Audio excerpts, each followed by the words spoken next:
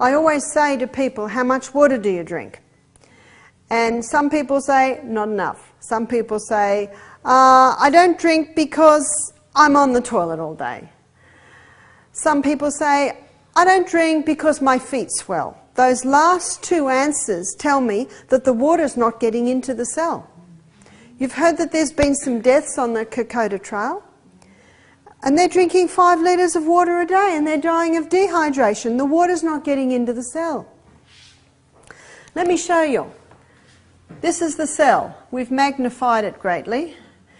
And every membrane around every cell is a bilayered membrane. And inside the cell is where the HAPS is. This is where everything happens. Here's your nucleus with the DNA. Here's a little ribosome. Here are the little mitochondria, which are contain the energy cycle inside the cell, just to name a few of what's happening inside the cell. So this is where the water, the salt, the nourishment should happen. And if someone's drinking a lot of water and they're urinating a lot or the feet are swelling, the water's not getting into the cell. Now, the main transport system of nutrients and water across the brush border membrane lining the gut and into the cell is the third most vital element needed for life, sodium. Now, this is not my opinion. You will find this in any anatomy and physiology book, biology book, chemistry book. That's the third most vital element needed for life. But we need to take sodium into our bodies the way it's found in nature. How is it found in nature?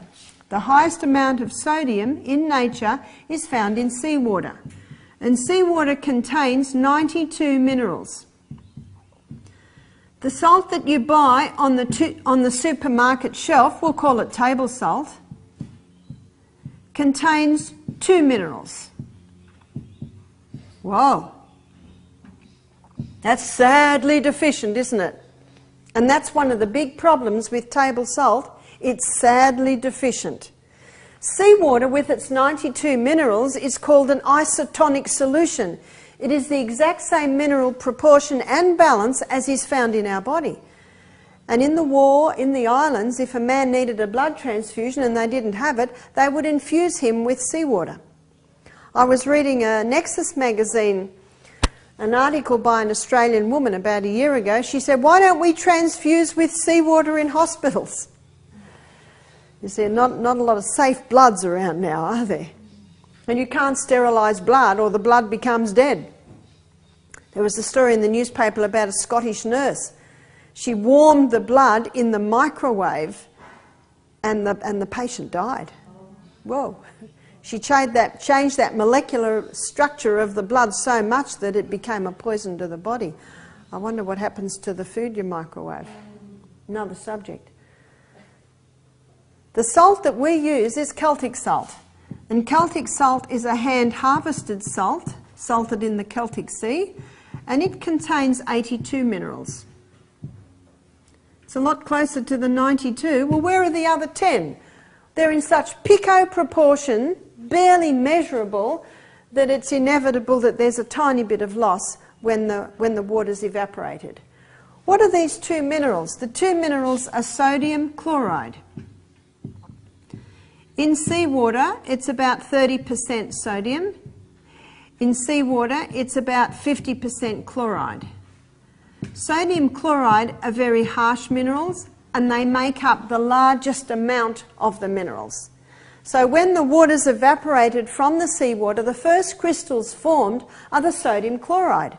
And they make up, what, 80%? So what happens is they just take that, bleach it so it's nice and white, put aluminium in it so it runs freely. That's a dangerous salt. One writer called it a slow poison. It does harden the arteries. It is a very harsh salt, and it causes major problems and imbalances in the body. Let me show you how it causes high blood pressure, and it does. The largest concentration of mineral inside the cell is potassium. The largest concentration of minerals outside the cell is sodium. And when someone is putting table salt on everything they eat, have you noticed? You know why? because these harsh minerals kill the taste buds. So they've got to put more and more and more on. But did you know that Celtic salt awakens the taste buds? Brings out the flavour in the food. So we've got someone that's putting it on every single thing, and they're not having any potassium. Potassium is found in high amounts in all your fresh vegetables and fruit. So what's happening with that person? Sodium levels are going too high, potassium levels are going too low. And with diffusion, osmosis, the highest concentration merges into the lowest concentration, so too much sodium is getting into the cell. When sodium levels in the cell rise, the cell swells. When the cell swells, that causes high blood pressure. And so the person's told, stop the salt. So they stop the salt. Now, the sodium levels in the cell, and there are a little bit of sodium in the cell, when it goes too low, the cell swells. So table salt can cause high blood pressure, and no salt can cause high blood pressure.